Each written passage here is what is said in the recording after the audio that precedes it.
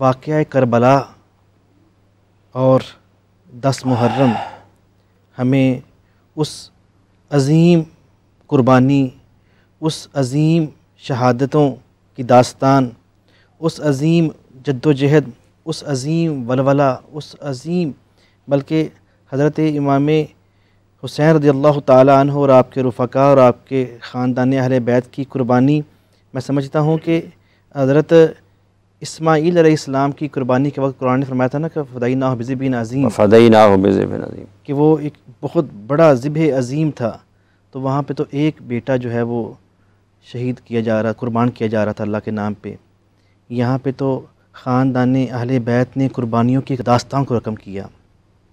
यहाँ पे तो 6 माह के शीरखार बच्चे से लेके 50 साल के और इससे बड़े बुज़ुर्गों ने, हर उम्र के फ़र्द ने जो है वो अपनी जान 80 साल के लिए, 80 साल मज़ाहिर जी 80 साल के बुज़ुर्ग तक हर उम्र के शख्सियत ने अपनी जान, हर उम्र ने अपना अपना, अल्लाह ताला ने जो हिस्सा उनका था वो सब ने अपनी अपनी उम्र में, जी बिल्कुल, आपकी मोहब्बत में, आपकी मुसाहबत में, अल्लाह की रज़ा के लिए, दीन के लिए। बिल्कुल मेरी बहन ने जो शेर पढ़े, अमर बिल मारूफ नही अनिल मुनकर के लिए, शाह अस्त हुसैन, बादशाह अस्त हुसैन, दीन अस्त हुसैन, दीन पना अस्त हुसैन, सरदाद न दाद दस्त दर दस्त यजीद, हक़्क़ा के बिना इला इला अस्त हुसैन।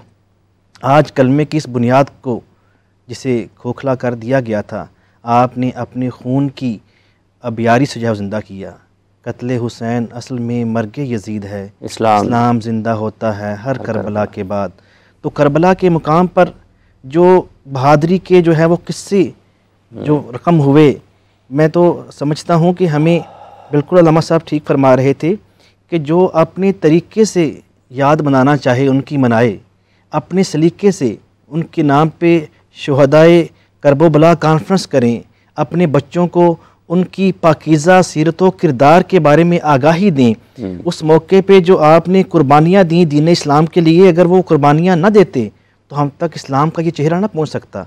आज हम अगर मुसलमान हैं और हमारे ऊपर इस्लाम का हकीकी चेहरा हमारे तक पहुँच गया है, तो हम मकरूज़ हैं खून हुसैन और खून अहले बैत के। ये वाक़या करबला के बाद जो है इस्लाम को एक नया जो है वो भाव मिला। आपका ये मानना है कि अगर आज हम तक इस्लाम पहुंचा है तो ये करबला में हज़रत इमाम हुसैन रज़ी अल्लाह ताला अन्हु और उनके असहाब की जो कुर्बानियाँ हैं उनकी वजह से हम तक पहुंचा है। लामा साहब बिल्कुल आखिरी चंद मिनट हैं, ओके, हम उसको, इसमें कोई कलाम नहीं है, कुछ ज़्यादा अरसा तो नहीं गुजरा था, 61 साल, और इस्लाम का हुलिया बिगाड़ दिया गया था, मुक़द्दस रिश्ते पामाल कर दिए गए थे, हलाल को हराम में, हराम को हलाल में बदल दिया गया था। मैं समझता हूँ कि इमाम हुसैन अलैहिस्सलाम का जो हम पे सबसे बड़ा एहसान है, आज अगर हमारे दिलों में मुक़द्दस रिश्तों का एहतराम मौजूद है, माँ को माँ समझते हैं, बहन को बहन समझते हैं, बेटी को बेटी समझते हैं, तो इससे बड़ा और एहसान क्या हो सकता है।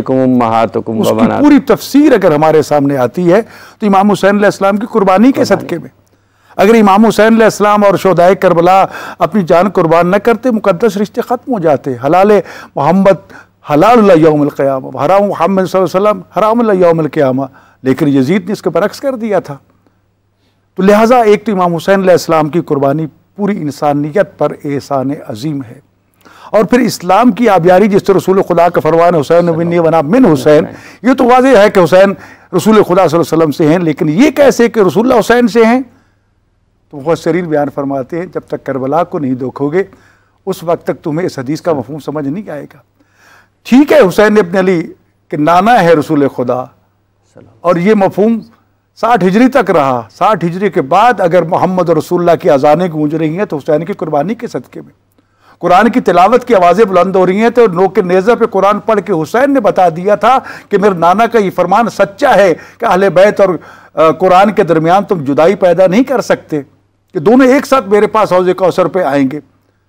यकीनन इमाम हुसैन अलैहिस्सलाम ने कुरान की आयात भी पढ़ी और हदीस पे बयान फरमाई और अपना बार बार तारुफ भी करवाया, और फिर अपनी एक सहाबी को वहाँ भेजकर खुतबात दिलाए। हर सहाबी का खुतबा पढ़ के देखो तो तुम्हें यही नजर आएगा कि हर एक ने ये बताने की कोशिश की पहचानो पहचानो पहचानो, मालिक दुनिया में अंधे मत हो जाओ। उमर इब्न साद को भी इमाम हुसैन अलैहिस्सलाम ने ये कहा तो कहने लगा नहीं मुझे तो राय की हुकूमत चाहिए। तो आपने फरमाया तुम्हें राय की गंदम नसीब नहीं होगी। कहता है गंदम नसीब में जौ खा लूंगा, लेकिन खासर दुनिया वाला राय की हुकूमत मिली, ना ही दुनिया मिली ना ही आखिरत मिली। इस्लाम तो ये कहता है वो कुर्सी खाली रहनी चाहिए जिसका अहल तुम्हें ना मिले। ये तसव्वुर बातिल है कि किसी को चुन लो और बिठा दो, अगर बुरा एतमाद में ठीक कर लेना, नहीं, वो कुर्सी उसके हवाले ही क्यों की जाए।